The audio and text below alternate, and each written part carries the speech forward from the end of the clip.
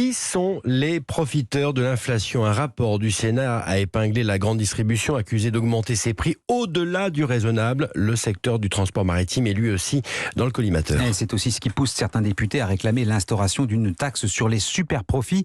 Parmi les entreprises ciblées, il y a Total Energy, mais aussi les armateurs comme la CMA-CGM. La compagnie a profité de la reprise forte du trafic maritime conjuguée à une pénurie de cargo.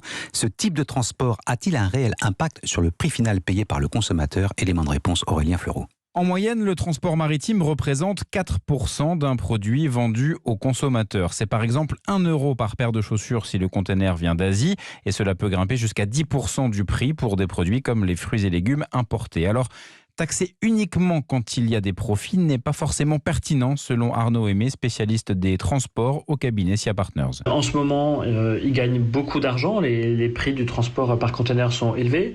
Il y a 10 ans, ils étaient très faibles. Dans quelques années, ils pourront à nouveau devenir faibles. Donc maintenant, pourquoi pas plafonner les profits, mais alors il faudrait également plafonner les pertes pour les années où les transporteurs maritimes perdent de l'argent. Mais l'idée de taxer des profits s'ils sont durables n'est pas totalement à écarter, explique Sarah Guillou, économiste à l'OFCE. La question vraiment, c'est combien de temps vont durer ces augmentations de profits? Est-ce que c'est vraiment juste cette année ou est-ce que ça va être étalé dans le temps?